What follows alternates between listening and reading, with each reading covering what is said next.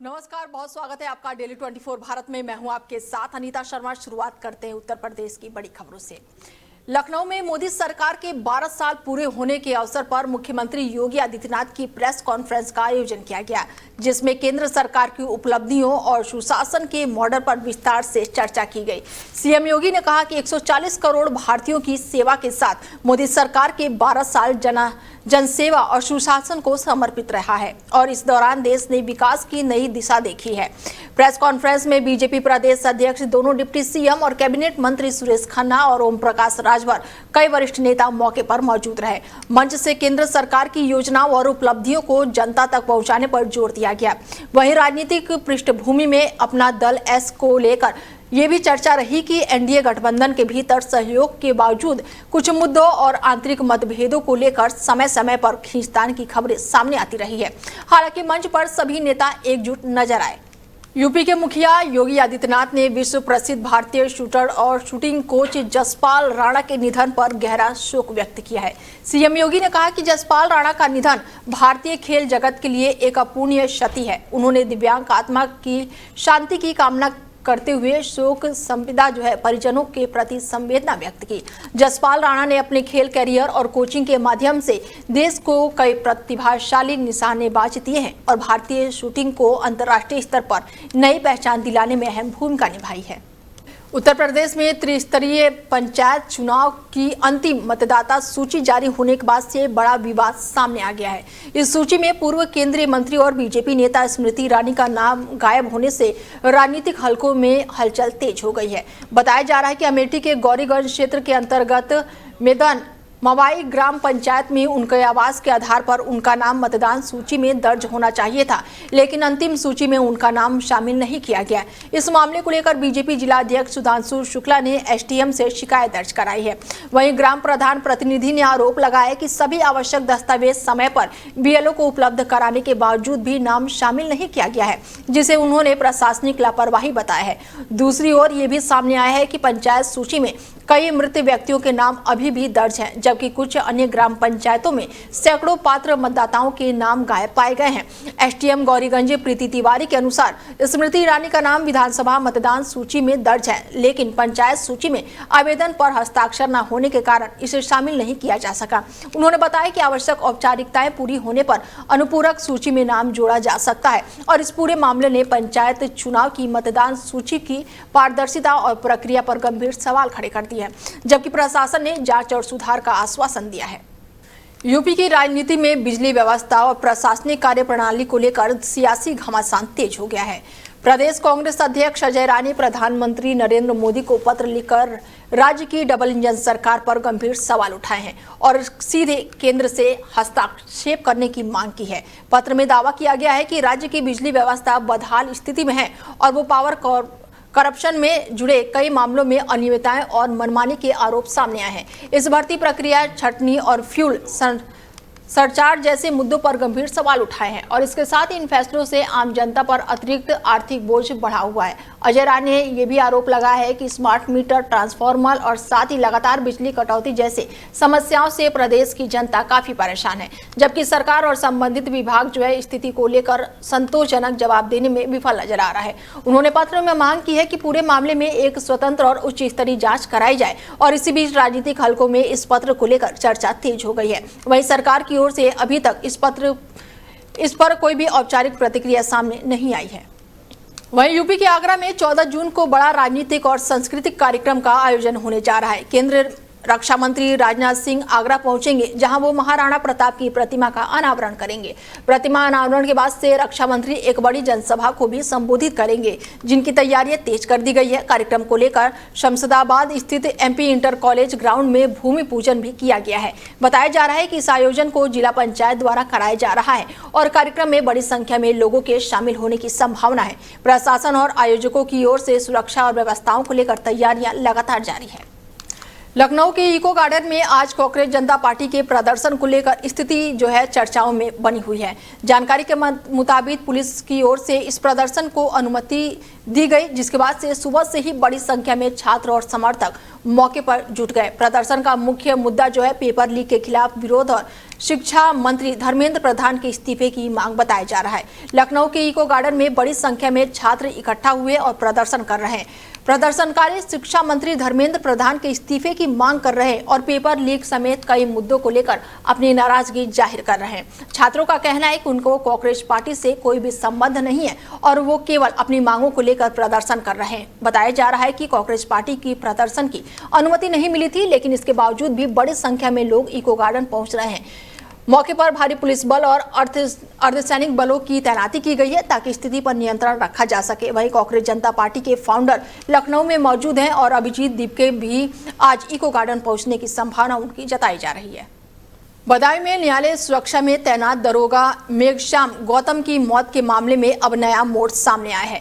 इस मामले में परिजनों की तहरीर पर सिविल लाइंस थाने में न्यायालय सुरक्षा प्रभारी इंस्पेक्टर के खिलाफ मुकदमा दर्ज किया गया है। परिजनों का आरोप है कि इंस्पेक्टर शाहिद अली दरोगा मेघश्याम गौतम को तिलक लगाने और उनकी धार्मिक प्रवृत्ति को लेकर लगातार प्रताड़ित करते थे। बताया जा रहा है कि मानसिक दबाव और उत्पीड़न के चलते ही उन्होंने ये दुखद कदम उठाया है। गौरतलब है कि 4 जून को दरोगा मेघश्याम गौतम का शव शहर के मधुबन कॉलोनी में मिला हुआ था, जिसके बाद से उनके कमरे में फंदे से लटका हुआ उनका शव मिला और घटना के बाद से उनके भाई रामेश्वर दयाल ने पुलिस को तहरीर देकर गंभीर आरोप लगाए और अब पुलिस ने मुकदमा दर्ज कर लिया है और आगे की जांच शुरू कर दी है। वहीं बदायूं क्षेत्र में प्रशासन ने अवैध निर्माण के खिलाफ बड़ी कार्रवाई करते हुए मस्जिदनुमा बताए जा रहे एक अवैध निर्माण पर बुलडोजर चला है। प्रशासन के अनुसार ये निर्माण जो है बिना अनुमति के किया गया था और शिकायत मिलने के बाद से जांच के उपरांत कार्रवाई की गई। बताया जा रहा है कि इस निर्माण में नमाज भी पढ़ी जाती थी। कार्रवाई के दौरान इलाके में भारी पुलिस बल की तैनाती देखने को मिली ताकि कानून व्यवस्था बनी रहे। कड़ी सुरक्षा व्यवस्था के बीच 2 बुलडोजरों की मदद से पूरे अवैध निर्माण को ध्वस्त कर दिया गया है, जिसके बाद से वहां पर मलबे में वो तब्दील हो गया है।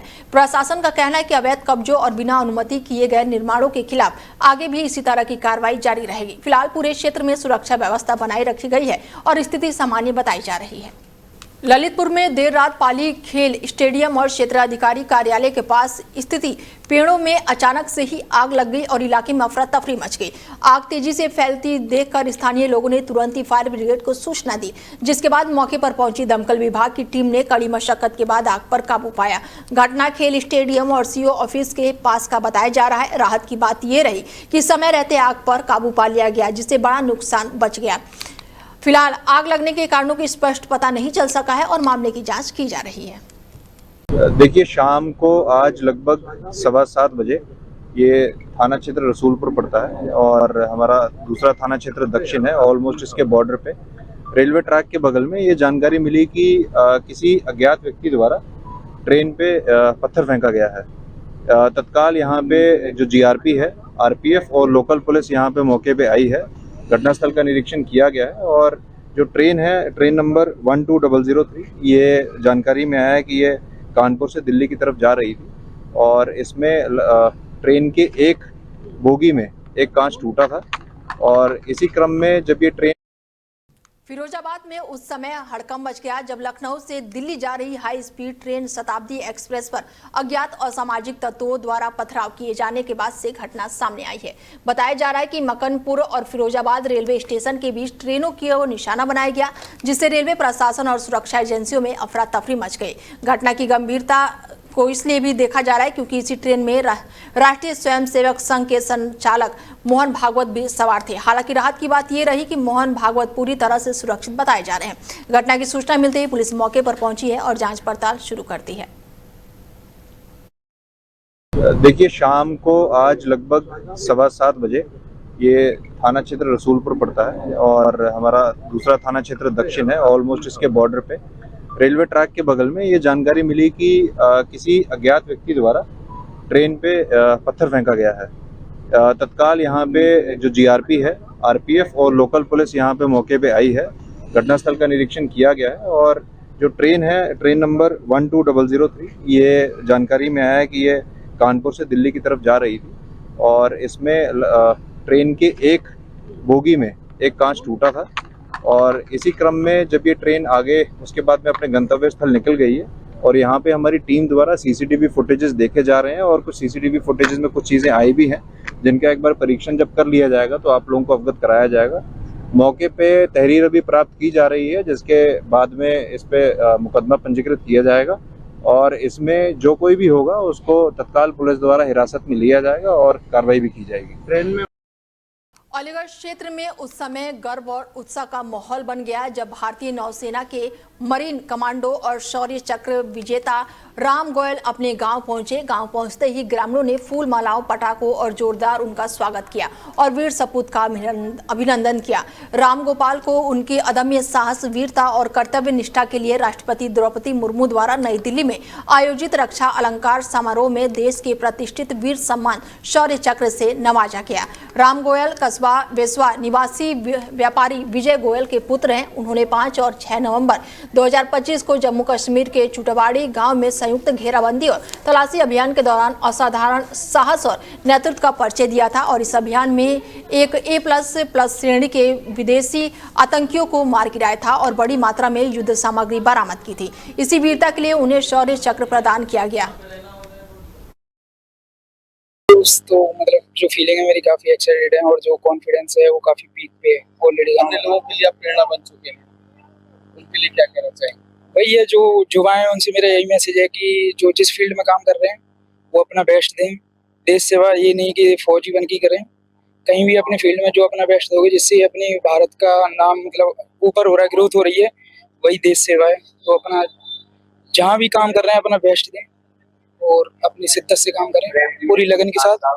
यही मेरे युवाओं के लिए मैसेज है। पीलीभीत के पूरनपुर कोतवाली क्षेत्र में दिन दहाड़े बाइक चोरी की घटना से इलाके में हड़कंप मच गया।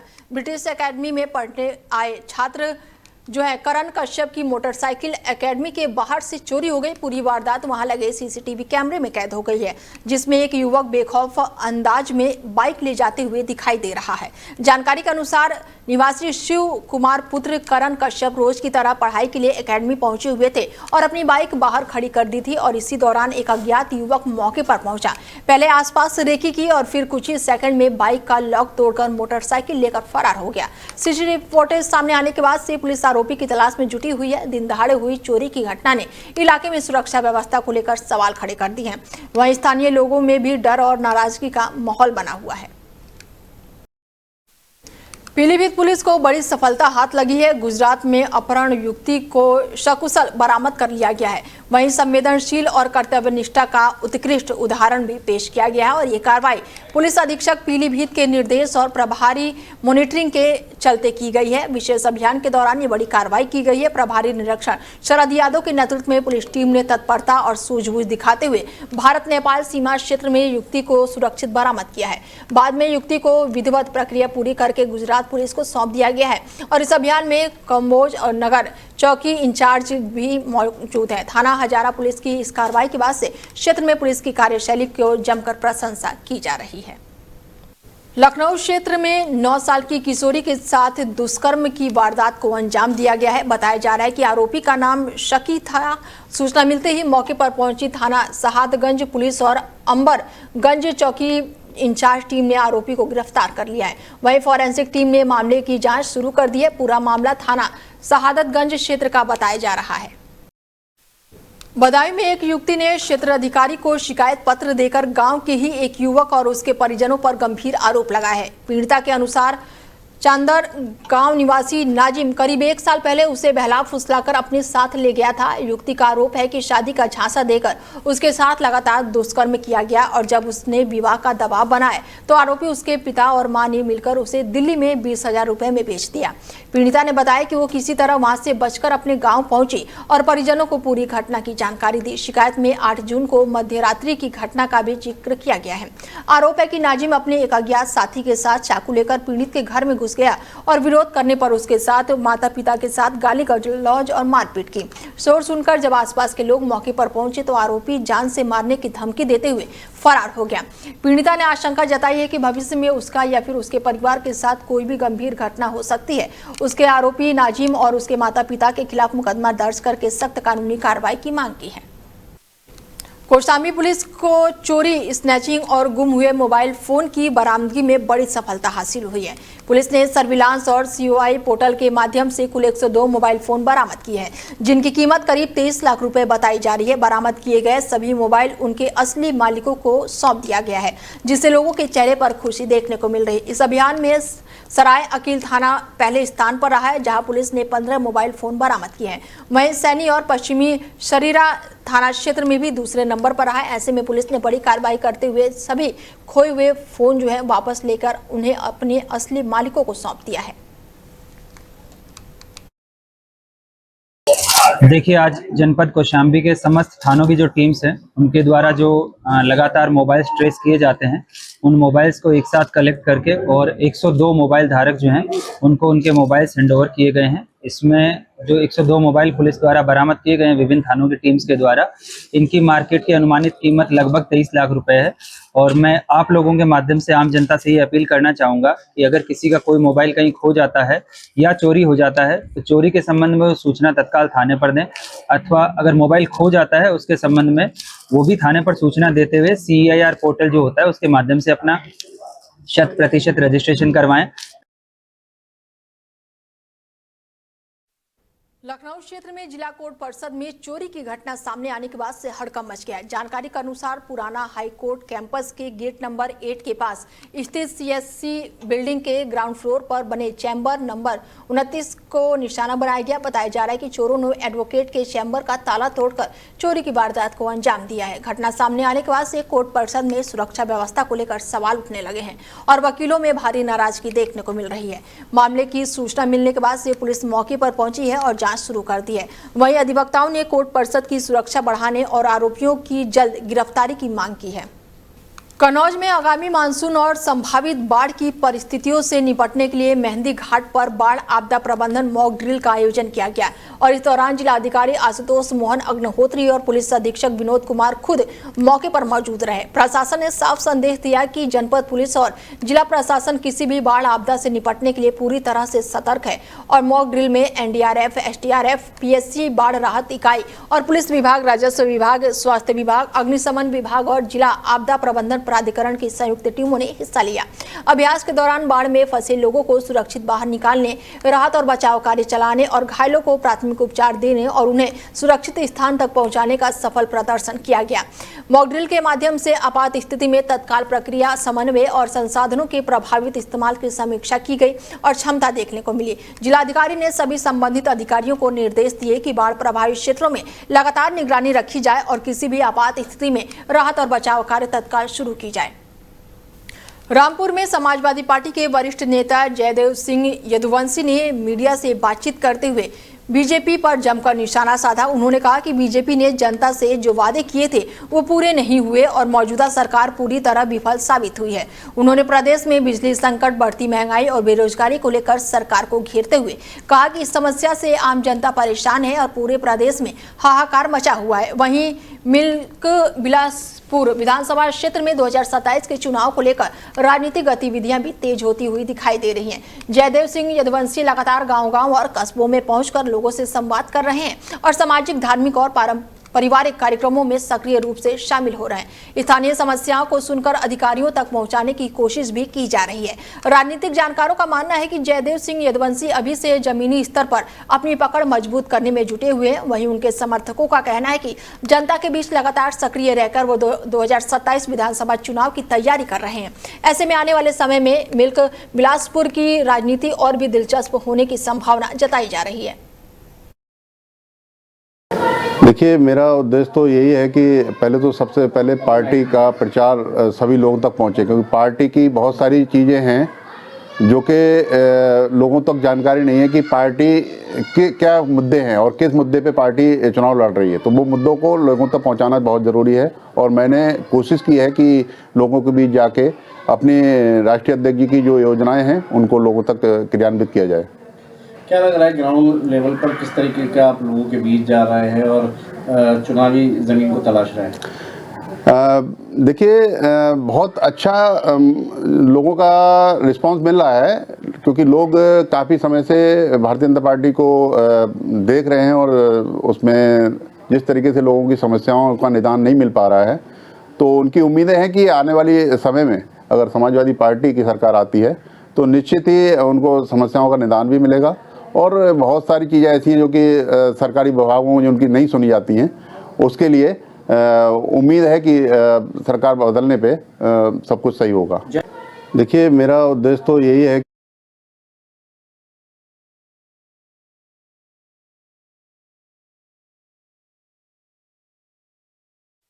अम्बेडकर नगर क्षेत्र में एक गांव में रिश्तों को शर्मसार कर देने वाली दर्दनाक घटना सामने आई है, जहां जमीन बेचने का विरोध करने पर एक ससुर ने अपनी ही बहू की लाठी से पीट कर हत्या कर दी।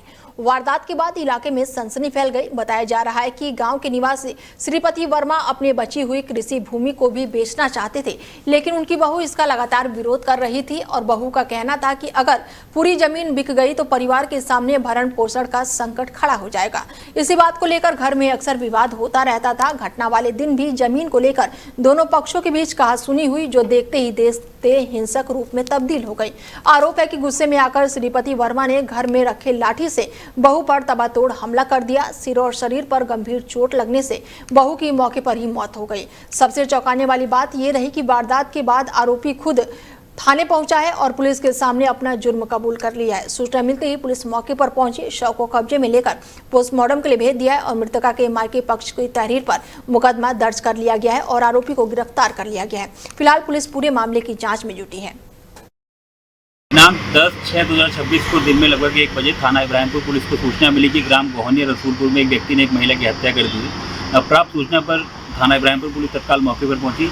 जांच करने पर पता चला कि श्रीपति वर्मा द्वारा अपनी पुत्रवधू निशा वर्मा का सिर पर बांस का डंडा मारने से हत्या कर दी है। पूर्व में श्रीपति वर्मा द्वारा जमीन बेचने की वजह से उनके पुत्र तथा पुत्रवधू निशा वर्मा के बीच उनके कसीदगी थी।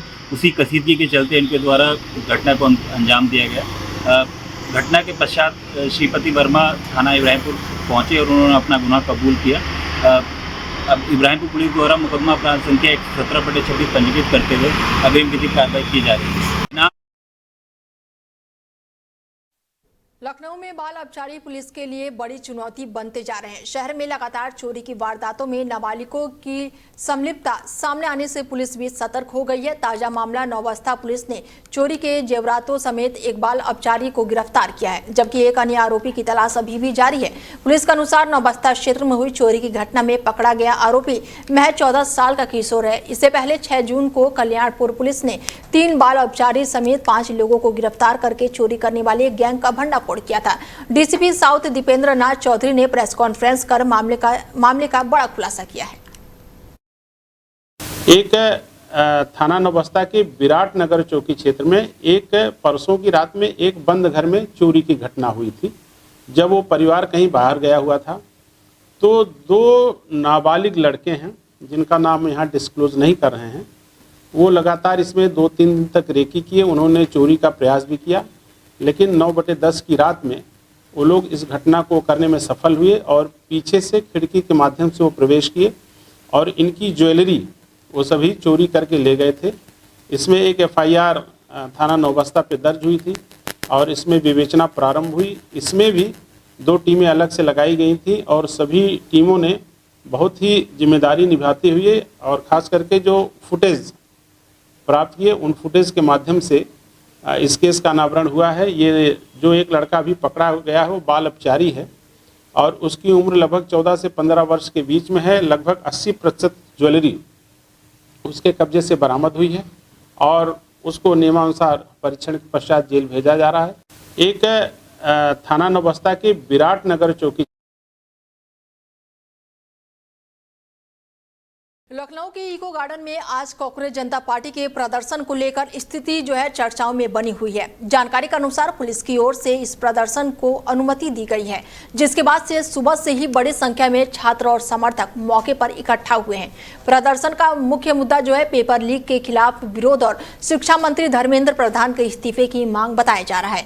लखनऊ के इको गार्डन में बड़ी संख्या में छात्र इकट्ठा हो गए हैं और प्रदर्शन कर रहे हैं।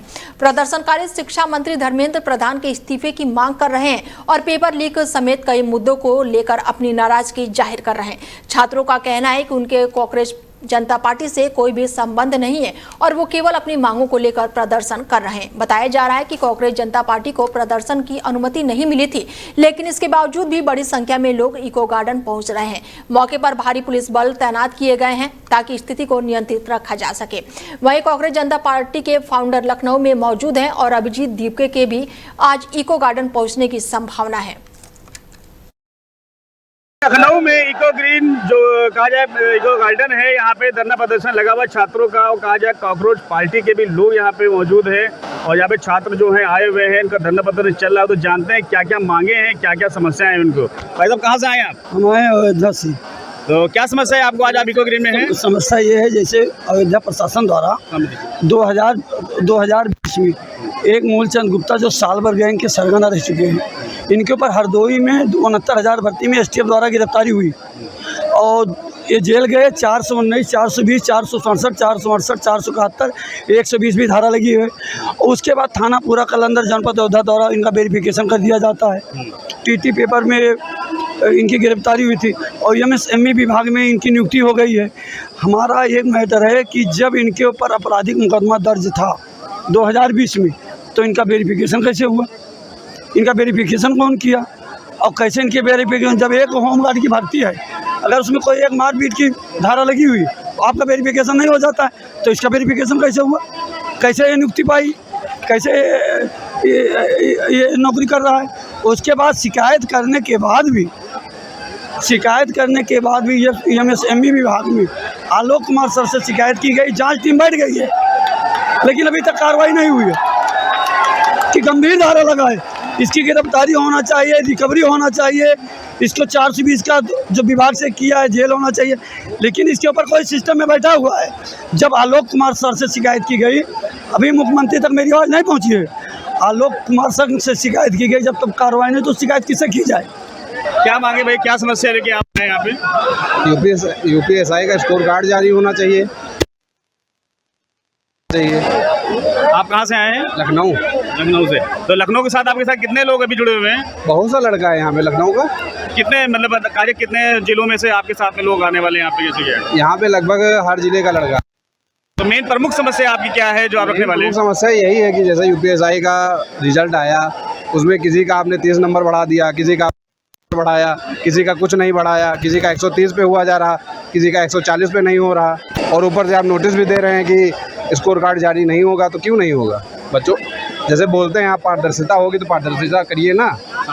तो आपने जैसा कि देखा कि यहाँ पे जो छात्र हैं वो अपनी समस्या को लेके आए हुए हैं, जो साफ कह रहे हैं कि हमको कांग्रेस जनता पार्टी से भी कोई मतलब नहीं है।